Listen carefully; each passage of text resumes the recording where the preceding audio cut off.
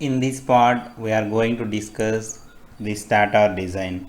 So, stator design. So, in this design, we are going to calculate different parameters. So, mainly stator is nothing but the winding. The winding plays a major role in the stator. So, whatever the induction motor you have, so in this, so on this periphery, you have a number of slots in the induction motor. So the slots will be like this. So like this the slots will be there. So how many slots we have to use, and how many conductors we have to place in each slot, and what is the current densities of the slot, what are the slot insulations, what is the conductor weight, what is the temperature rise. There are so many things we have to take care, and cooling also plays a major role. So all the things we are going to calculate and consider in this design tutorial. So say this is the armature you have, this is the stator you have. So inside there will be a rotor. So these are the slots. Now let's calculate the winding. So the stator is connected in star. The stator is star connected. Most of the times we will connect in a star only, except in special cases. And so the stator voltage per phase. Stator, what is the stator voltage per phase?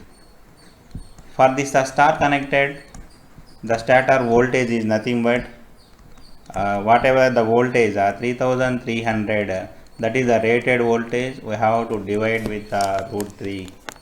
We have to divide with root 3. That is one of the thing.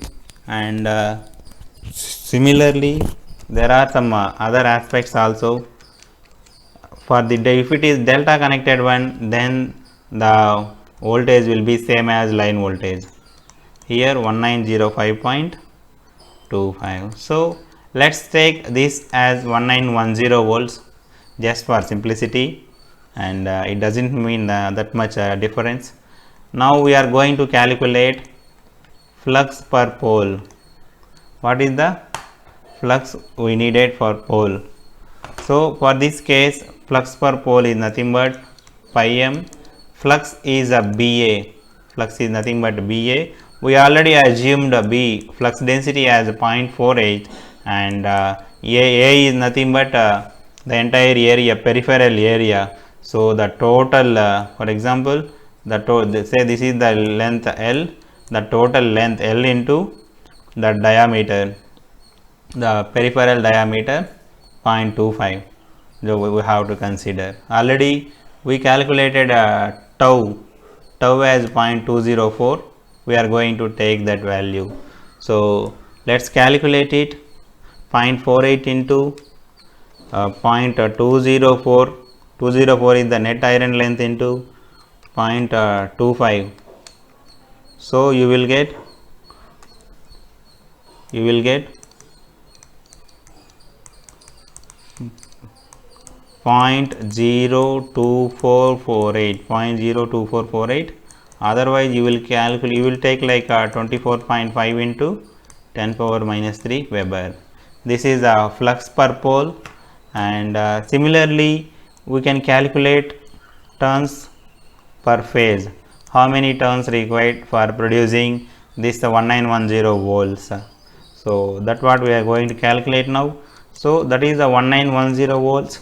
For producing 1910 volts, we have some basic formula 4.44 BFT. So here 50 hertz, and you have this flux 24.5 into 10 power minus 3. Similarly, the winding factor you have 0.955. So let's calculate this 1910 divided by 4.44 into 0.204 into 0.25, 0.50 into 24.5 into 10 power minus 3. So you will get 350. You will get this value as 368. You will get this value as 368. So taking taking slots per pole per phase. So that also one of the major parameter, slots per pole per phase. So generally we will designate this with a QS, and we will take it as a 3. That is the minimum figure, minimum number we will take as a 3. So with this, total number of slots we can calculate now. Total number of slots, total number of slots, that is nothing but this is the stator, so we will say SS. So we have 3 number of poles, and we consider 3 slots per phase, and you have 10 poles. Multiplying everything will give 90. It means you have 90 slots in this job. So now let's calculate stator slot pitch. So what is the distance between slot to slot, that we are going to calculate now. These figures are very much important for finalizing the design. So stator slots, so that is nothing but pi into, we already know that D is 0.65, and this is in 0.65 into 10 power 3, and let's divide by 90. So there are certain parameters we will take in mm, and certain parameters we will take in meter. That is based on the convenience. So you also should respect that. So here 22.689. So let's take this as a 22.7 mm. This is the slot pitch now. So we have another total number of conductors. Let's calculate total number of conductors. How many conductors we need for this induction motor for producing desired operation.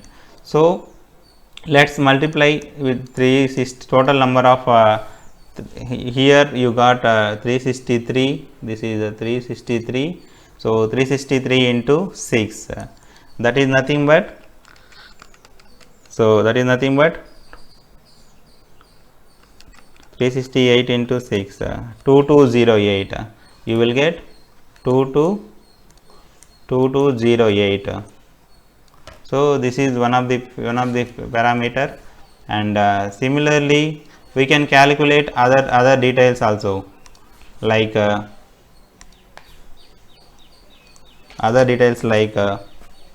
conductors per slot. So how many conductors we can house per slot?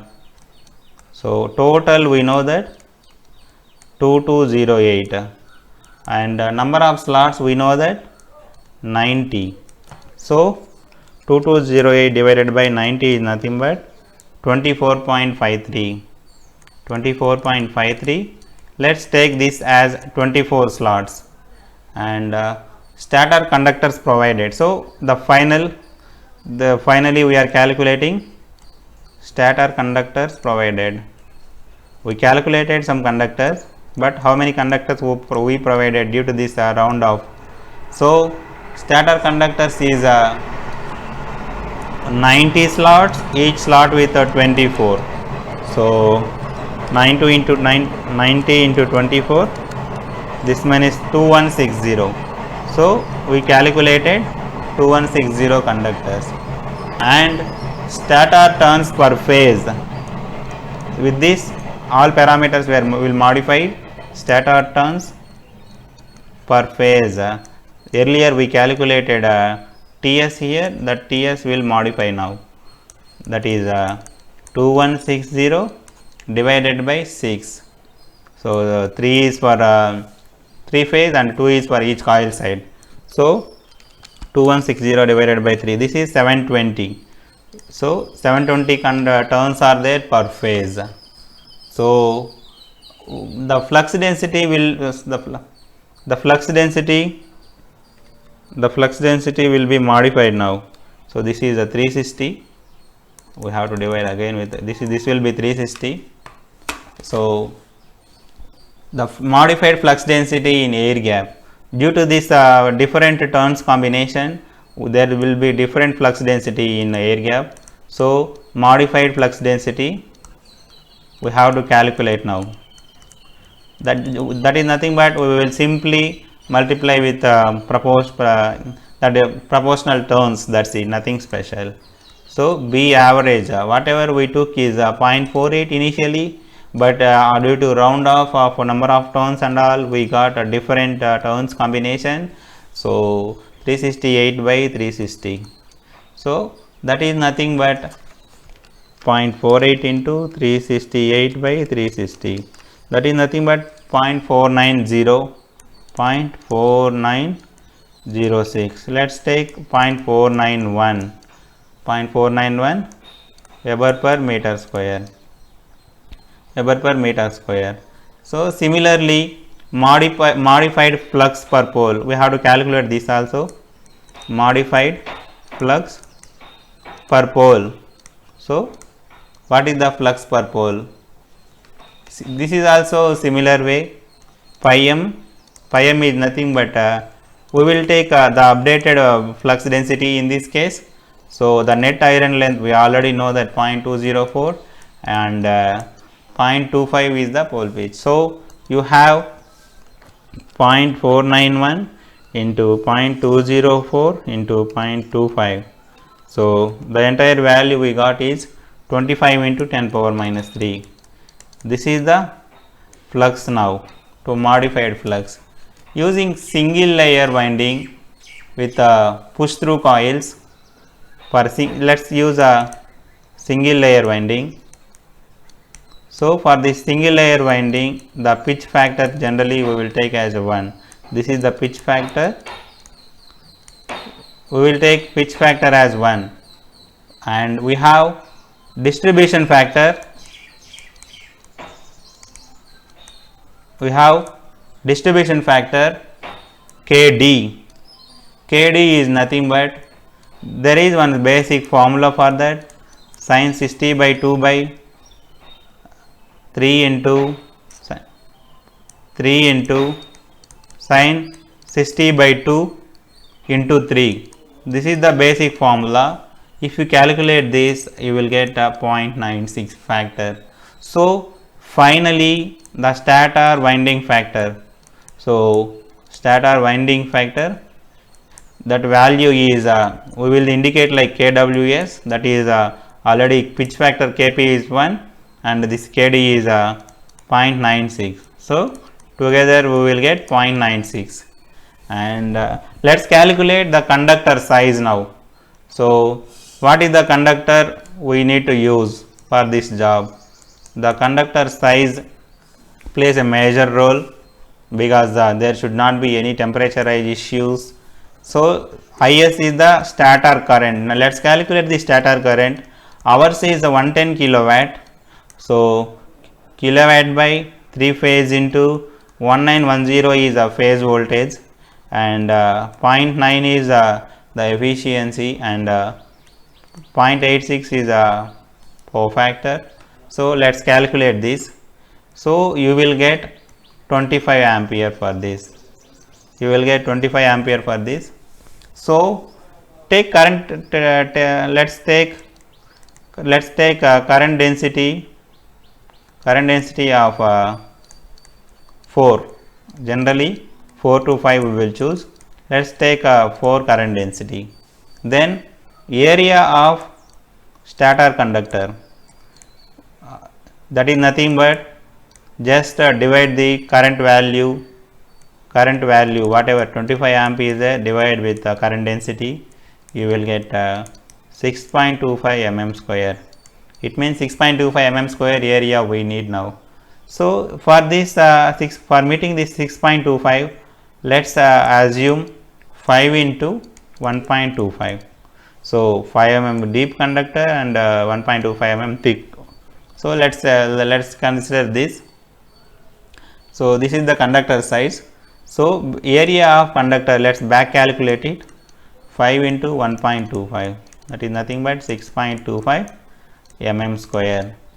And using, let's consider conductor covering as 0.25. So with this 0.25 conductor covering, the insulated conductor are, so let's consider this is 5 mm and this is 1.25. So we have a 0.25 covering on each side. I am just trying to calculate, say for example, this is the stator you have. So this is the stator, say for example this is the stator. So the stator will be like this. So here we will give some space, say for example this as a 3, this we will say wedge, so that slot won't come out from the conductors won't come out from this slot. This is the wedge. So so here you have number of conductors. Now in this case we thought that this as a single layer. So this is the conductors, we are placing the conductors like this. So how to calculate this remaining parameters, the insulation and all. So here the insulated conductor is nothing but 2 into each side 0.25. So we have slot insulation of 1.5 mm. Here you will have a 1.5 mm insulation, here 1.5, this side also 1.5 mm insulation. So let's consider little bit extra space, so that this is for slacking, this is for a slack, this is for a slot insulation. So you will get finally 9 mm, you will get finally 9 mm. So this entire space is, this entire slot width is nothing but 9 mm now. Similarly, let's calculate this depth also. So this 1.25 you have 24 numbers, and so 24 into 1.75, this is also 24 numbers. Similarly, you have slot insulation of 1.5 mm at the top here. So at the top you have some insulation here. So that insulation is nothing but 1.25. So that insulation is nothing but 1.5 into 3 numbers, and wedge, this wedge is a 3 mm, 1 number, and the lip here, whatever lip is there, this extra space, that we will say, that we will consider 1 mm, and finally the slacking. So that is extra space in the entire depth of the slot, so that we will take it as a 1.5. So this is the slack, this is the lip now, and this is the wedge now. So this is a slot insulation. So you will get overall 52 mm. So this is a winding slot width, the width of stator slot, and similarly this is depth of stator slot D. So we have to check the flux density now. So let's check the flux density. So what is the flux density in this stator teeth? If it is not sufficient, means it will draw very high current and it will damage the motor itself. So it should be good. So width of tooth, let's calculate width of tooth. Width of tooth at say this is the one of the figure AA. This is the starting. Let's say this is the AA section with the width of the tooth at this place. That is nothing but 5 into, you have a bore diameter of 650, and similarly you have 2 into 52. So with the slot we calculated as 52. So 2 into 52, that we will divide by 90. 90 is the number of slots. So let's remove minus 9. So you will get around 14 mm. So you will get around 14 mm. This 9 is nothing but this entire slot depth. So flux density, let's calculate flux density now. Flux density, that is nothing but, we already know that flux has 25 into 10 power minus 3, that is the flux value we calculated. So you have a total 90 turns, 90 slots, and number of poles 10. So per pole 90 by 10 and 0.207 and that is the net iron length, and you have 14 here. 14 mm is the width of the teeth. So here for example, whatever the teeth you have, this teeth space that is 14 mm. So that 14 mm. So 14 into 10 power minus 3.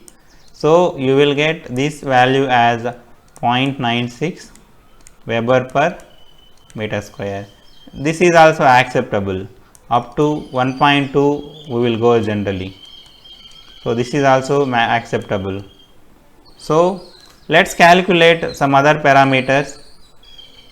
Length of stator, length of mean turn of stator, mean turn of stator. So that we can calculate other parameters. So length of mean turn of stator is nothing but, so 2 into you have total length of 0.250, and there is one formula 2.3 into tau. Tau is nothing but the pole pitch 0.204 plus some constant figure 0.24. This is the basic formula we will use. So if we calculate it, it will be 1.2 meter. And let's calculate the resistance of this stator. So the resistance of this stator RS is nothing but 0.0, generally R is nothing but rho L by A, that is the basic formula. 0.021 is the resistivity, and 360 is the number of conductors you have, and each length is 1.2. So the area is 6.25. The resistance we got is 1.46 ohm here, 1.46 ohm. So total stator copper loss. Let's calculate stator copper loss. Copper loss is nothing but the I square R loss. So this is a three phase motor. So 3 into, we already calculated current as 25 ampere into 1.46, that is nothing but 2740 watts. This is the stator copper loss. Similarly, let's calculate stator core. Assume flux density in a stator as flux density in a stator 1.3, generally 1.22, 1.3 we can consider. I considered 1.3 here. So with this we can calculate a depth of the stator. What is the depth of stator for this flux density? So for getting this, so DCS, depth of stator core, that is, we already know that this flux has 26 into 10 power minus 3, and so 2 into 0.207 into this 1.3. So you will get this as a 0.046, that is nothing but 46 mm. So let's calculate outer diameter of stator laminations.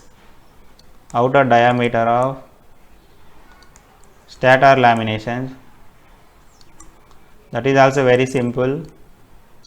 That is the D0 we will say.